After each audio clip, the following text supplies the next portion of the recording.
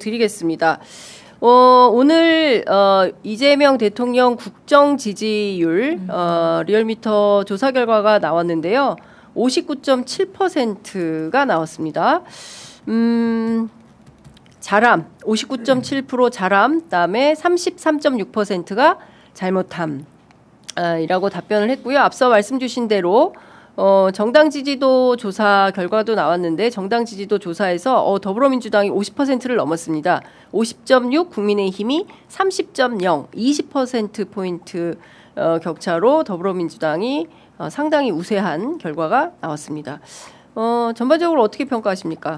근데 저는 지지율이 지금 60%에 거의 육박하는 수준인데 저는 앞으로 저 지지율 더 올라갈 것 같거든요. 그러니까 더 올라갈 수밖에 없는 게 이재명 대통령은 일을 좋아할 뿐만 아니라 국민들에게 도움되는 일을 하려고 애를 쓰고 있어요. 네. 그걸 국민들이 지금 알아가지고 있는 그런 단계거든요. 그럼 대통령이 점수 딸 수 있는 게 한 3가지 영역이 있습니다. 하나가 인사죠. 네. 근데 인사는 이번에 그래도 잘했다라는 평가가 많습니다. 굉장히 다양하게 잘했고 저는 특히나 칭찬할 점은 좀 서울대 출신들이 줄어들었어요. 그러니까 다양성이 확보됐다라는 점에서는 굉장히 잘했다. 특히나 뭐 노동부 장관 같은 분은 노동 현장에 있던 분이 바로 와서 하니까 이제 국민들이 기대를 갖잖아요. 그러니까 굉장히 인사를 잘해서 점수가 더 올라갈 수밖에 없고 또 하나는 경제 회복이죠. 이제는 민생 지원금을 통해서 경제 회복의 마중물을 이제 긴급하게 할 거기 때문에 경제는 좋아질 겁니다. 그리고 코스피 지수도 올라가고 있고 하면 이런 경제로서 오는 기대 심리와 효능감이 이재명 대통령에게 더 후한 점수를 줄 수밖에 없고요. 마지막이 해외 순방입니다. 네네. 대통령이 원래 해외 순방 갔다 오면 지지율이 3에서 5%가 올라가요. 맞아요. 근데 그동안에 윤석열은 갔다 오면 내려갔죠. 그러니까 이게 그 역설적인 거예요. 그러니까요. 그래서 저는 이재명 대통령 지금 인사 확인했고 경제 회복에 대한 비전 이미 다 국민들 확인했고 이제 해외 순방을 앞으로 많이 가게 되실 텐데 갔다 오면 저는 집권 여당으로서 또 지금 이재명 정부에서는 점수 딸 일이 굉장히 많다. 네. 그러면 전 앞으로 저 지지율이 더 올라갈 일밖에 없지 않는가. 그만 65에서 70 정도까지 올라간다면 네.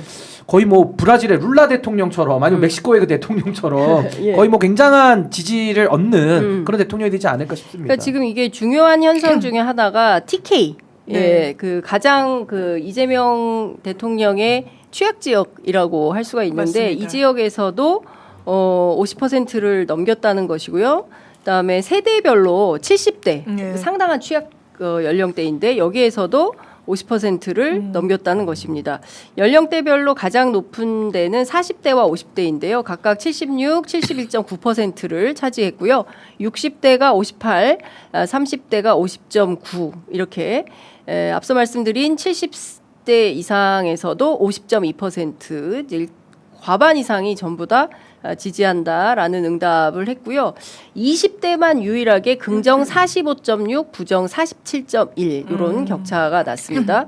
그다음에 부울경이죠. 부울경에서 긍정 53.8 그리고 대구 경북에서도 50.1로 긍정평가가 상당히 상회했다라는 말씀을 좀 전해드리겠습니다. 네, 일단 이런 추세, 그러니까 민주당으로서는 기본적으로 열세 지역, 열세 연령층에서 상승세가 있고 또 뒤집어졌다라는 게 뭐 MBS나 한국갤럽에서도 맞습니다. 다 공통되게 네네. 확인이 되는 부분인데 제일 가장 큰 지지율 반등의 요인은 경제일 거예요. 그러니까 추경과 관련해서 속도감 있게 하고, 네. 그러니까 우리 주식을 막 사들이잖아요. 이제 경제 분석하시는 분들 이야기를 들으면 한국 경제 지금 상당히 안 좋은데 정부가 아무것도 안 하고 그냥 뒷짐지고 있다라고 하면 한국 주식을 살 수가 없다는 거예요. 네. 그러니까 적시에 유동성이 돌게끔 하는 그런 정책을 내놨고 이게 공약이었고 네. 또 정말 저는 국민의힘이 자본주의에 대한 이해가 있나라는 생각이 드는 게 노동자가 소비자예요. 맞습니다. 노동자가 그래서 자본주의가 잘 설계돼 있고 구동되는 나라들은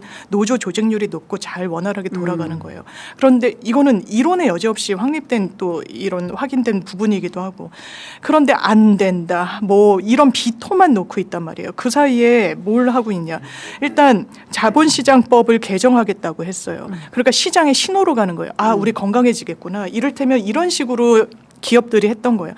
어느 너무 유능한 배터리 기술이 있어. 주주들이 네. 그걸 보고 투자를 하고 막 주식을 사들이고 그러니까 주식이 가치가 올라가면 그걸 자회사로 딱 분할을 해서 별도로 상장을 추진하고 이 회사 가치는 뚝 떨어지고 이게 외국의 자본주의 선진국 같으면 상상을 할 수 없는 일이라는 거예요. 어떻게 주주의 이해를 이렇게 침해할 수가 있어? 우리나라는 그냥 아무것도 못했던 거예요. 사실상.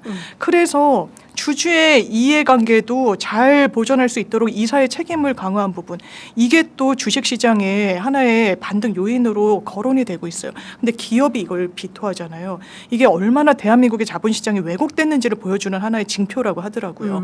자기네들 주식 가치가 높아지면 좋잖아요, 구조적으로. 네. 그러니까 이런 부분과 관련해서 또 약간 당근 채찍해서 그런 배임죄를 조금 완화해 줄게, 이런 논의까지 하는 거, 이런 게 책임 정치예요. 그리고 얼마나 속도를 냅니까?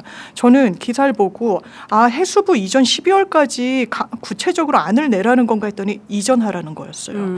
그리고 그거는 맞는 거예요. 국민들께 약속드리고 이른바 부산 시민들한테 그 공약으로 선택받은 측면이 있기 때문에. 네네. 그런데 저는 국민의힘의 반응이 너무 뜨악했어요. 기습당했다는 취지예요. 그렇죠. 지방선거 얘기를 하면서 뭘 하자는 겁니까? 이거는 지방선거의 성과는 부수적인 거예요. 이거는 전체 대한민국의 운영에 큰 그림을 그리는 거고, 이렇게 협량하게 정치를 하니까 지금 거의 과반을 넘긴 건 리얼미터에서 처음이라고 하더라고요. 민주당 지지가 50인을 넘긴 건. 이렇게 국민들이 반응하고 계시는 거예요. 보수라고 해도 지지하지 않을 수 없다라고 생각하고 그 길을 더 민주당은 이재명 대통령은 열심히 갈 겁니다. 그리고 저는 이번에 그 대출 규제도 한 말씀 좀 드리고 싶은 게, 네. 사실 이 수도권의 집값이 불붙었다라는 그 위험 신호를 많은 경제 전문가들이 이야기를 했거든요. 네. 그 근본 원인은 오세훈 시장이 토호제를 풀었다가 다시 또 묶었다가 이 정책 혼선을 가지고 불을 질러놨어요. 그러니까 방화범으로서 사실상 부동산 시장에 불을 질러놨는데, 이거 어쨌든 수습을 해야 될 거 아니겠습니까? 근데 네. 수습을 할 때 중앙정부의 역할이 굉장히 중요한데, 이번에 이재명 정부에서 뭐 대통령실과 뭐 협의가 뭐 완벽히 됐다 이런 얘기는 아니었지만, 금융위에서 발표한 정책은 너무 정말 거의 완벽에 가까운 정책이에요. 그러니까 초강수를 던져서 이제는 갭투기를 하겠다는 그 의지 자체를 꺾어버리는 거거든요. 물론 저는 대출 정책이라는 게 맞는 특효약은 아니에요. 이제 조세 정책과 또 수요 공급을 또 맞추는 부분이 있는 거고, 또 이제 장기적인 플랜으로 인구 분산책까지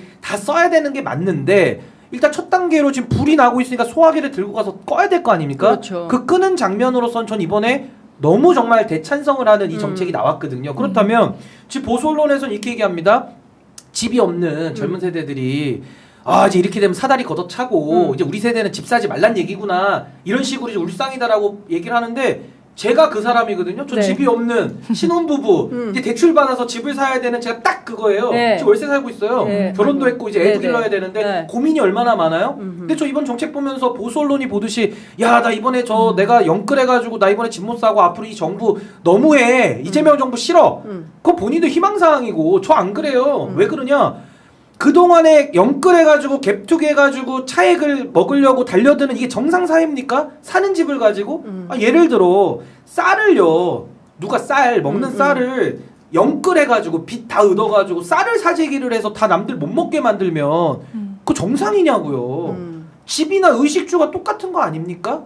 근데 주거에 대해서도 그동안에 갭투기라는 게 뭐 부동산 여러 채 갖고 있는 사람들도 있고 또 한 채 갖고 있더라도 영끌해가지고 이자 내고 끌어놓는 것보다 나중에 시세 차익 올라가는 게 더 크니까 사실상 국가가 그 사재기를 종용한 거 아닙니까? 그래 놓으면 그 피해가 결국 저처럼 실수요자가 집을 사야 될 때 그 피해를 제가 다 뒤집어 쓰는 거거든요. 그 저는 오히려 이번 정책 대찬성해요. 근데 보수 언론에서 그걸 또 뒤집어가지고 지금 공격을 하려고 준비하고 있기 때문에, 저는 이재명 대통령의 이런 정책들이 네. 앞으로는 부동산 시장으로 투자 자금이 몰리는 것이 아니라 코스피 시장으로 더 예. 넘어갈 가능성이 이제는 높아졌다. 주식시장으로 넘어갈 간다. 것이다. 그러니까 저는 여유 이런 자금이. 전체적인 흐름이 네. 매우 동의가 되는 거예요. 그러니까 이런 부분을 좀 우리가 유념해서 봐야 된다라는 생각이 네. 듭니다.